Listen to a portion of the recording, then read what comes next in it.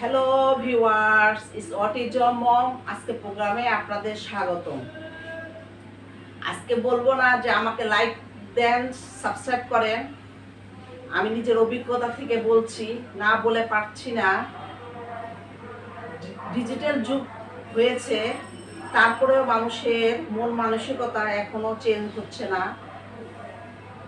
Autism বা special বাচ্চাদেরকে নিয়ে যখন মা বা বাবা বের হয়, অনেকে বিরক্ত বিরক্ত ফিল করে। ভাবখানে এরকম, ওরা কেন বের হয়েছে, কারণ ওদের কাছে খুবই খারাপ লাগে।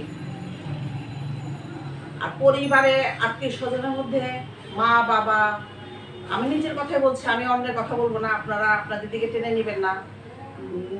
নিজের মা বাবা ভাই বোন এদেরকে ঠকাতে চায়, এদের কিছু লাগবে না, ছেলেটা তো পাগলই, ওর কি আর কিছু লাগবে, ও যেমনি চলতেছে চলুক, সমস্যা নাই।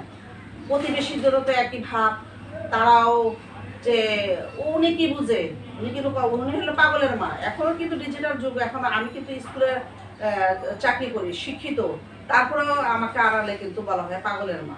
আমি এটাকে গায়ে লাগাই না, কারণ হলো আমি এসব বাচ্চাদেরকে লেখাপড়া করাই, আপনারা তো জানেন। শিক্ষিত বলেন আর অশিক্ষিত বলেন, বেশিরভাগ মানুষেরা অটিজম বা স্পেশাল শিশুদের মা বাবাদেরকে দিয়ে বেশি করে কাজ করিয়ে নিতে চায়, কারণ তারা প্রতিবাদ করে না, তারা মাইন্ড কার্ড চেপায় আছে বলে। আমি আশাবাদী, আমার দেশের মানুষ যখন অটিজম শব্দ চিনেছে, আমাদের কষ্ট বুঝবে ইনশাআল্লাহ। আপনাদের সবাইকে বলতে চাই, আল্লাহ আপনাদের সুস্থ শিশু বাবা মা বানিয়েছে, আল্লাহর কাছে শুকরিয়া জানান। আলহামদুলিল্লাহ। আমাদের সাথে এই অসুস্থ কার্যকলাপ বন্ধ করুন। আমাদের বিপদ 365 দিনই।